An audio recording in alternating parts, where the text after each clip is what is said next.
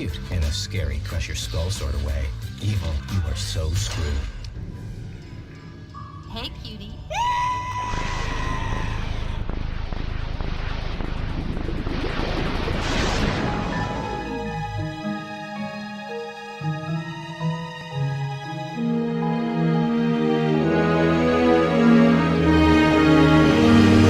Malice is one of those just kinda happened games. Allow me to explain. What I call a just kinda happened game is a title where there wasn't that much buzz surrounding it, and by the time the game finally releases, it gets little to no attention, neither negative or positive, thus allowing the game to fall into obscurity before their respective generation even ends. This also results in little to no content surrounding the game online, minus the standard gameplay video and at least one review. Another game I've talked about like this is Eggmania, but while I'd argue that Eggmania is a slept-on gem that has the potential to make a comeback, Malice is just like her reception. Kind of just nothing. It's a nothing game, but honestly, it had potential to be a lot more, and that's what's frustrating about this situation. When I found this game at a retro game store, I was intrigued by the cover of the cool-looking girl holding a giant hammer facing crows dressed in black. It seemed like it could have been an interesting dark fantasy adventure. And before anyone says it, yes, I know. The game is about Malice, a goddess that loses her memory as Dog God threatens the universe. Oh, I'm such a bad dog. Death! Death! Death! She ends up with the Keeper of the Universe, a giant metal statue, as he informs Malice that she must collect 8 logic keys so they can chase after Dog God and defeat him. The story seems a bit confused with itself. The amnesia plot from the beginning of the game is never brought up again, and they don't even really explain what she's a goddess of. In fact, most of the other characters just call her Mother. Psst, Mother. Hey, who you calling a mother? You are the great goddess, Mother of all. You have come to release our imprisoned brethren and set us free. Malice be praised. We don't learn much about Dog God's motivation, any character's backstory, or anything really. Despite setting up so much, the story goes almost absolutely nowhere. It doesn't help that the game only tells its story through voiced dialogue boxes, which would be fine, but the text boxes don't always seem to work that well. There will be many instances of the text escaping the box it's in, and there's even one repeating glitch in the game. Whenever the Keeper of the Universe says the line, telling you that you need a key to go through the door, the text box will stay on screen with the text, "The door," after the scene is over. And it even stays on when another cutscene is playing. And this is not a one-time thing, this happened at least twice throughout my playthrough. The game does have some humorous characters, such as these chucklehead crows that help you out occasionally. What are you guys doing here? Oh, they gave us another mission, since we did such a good job blowing up all those planes.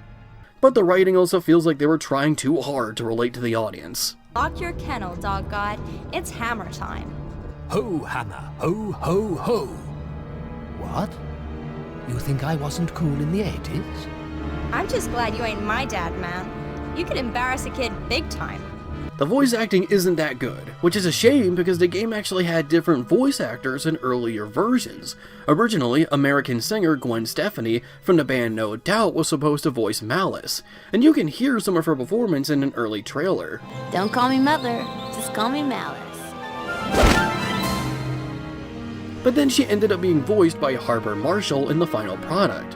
I personally prefer Gwen's performance of the character as I think it fits the tone of the game. Speaking of the voice acting, characters will speak during the game, but they end up just repeating the same line depending on the situation, all with little to no distance between each one. If you use a fire spell, Malice will say, "It's hot!" over and over.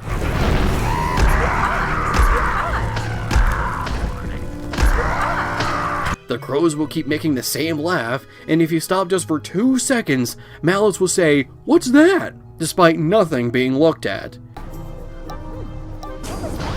It feels like they tried to give this game some life, but ended up making it robotic and annoying. But what about the game itself? In the game you play as Malice, as you travel through several worlds, fighting enemies and finding these heart pieces.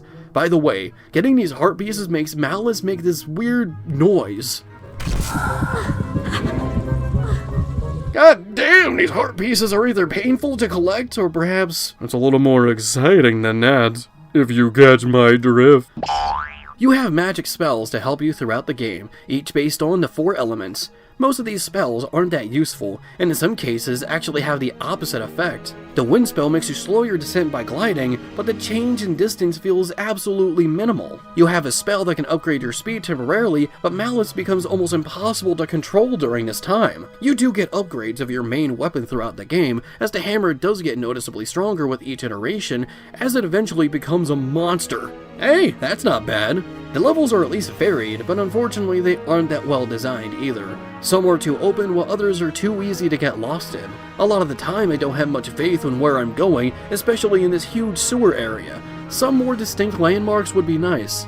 To put it simply, it feels like an early alpha that was somehow released to the public.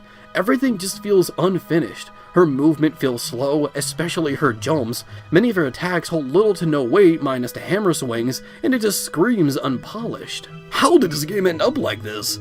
The game was developed by Argonaut, known for the Croc series and a few Disney and Harry Potter games.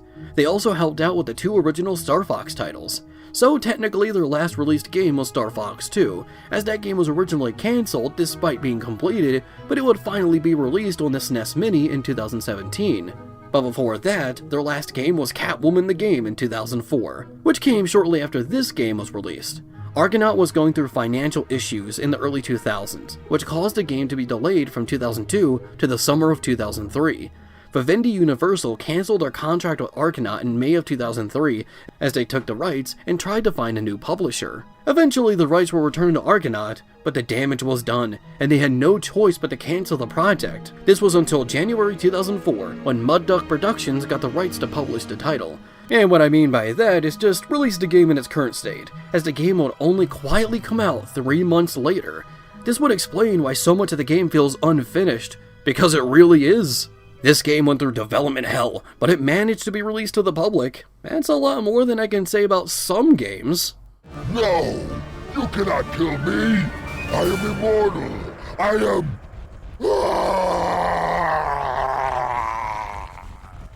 You should look up the word immortal, Fufu. Kinda means lives forever.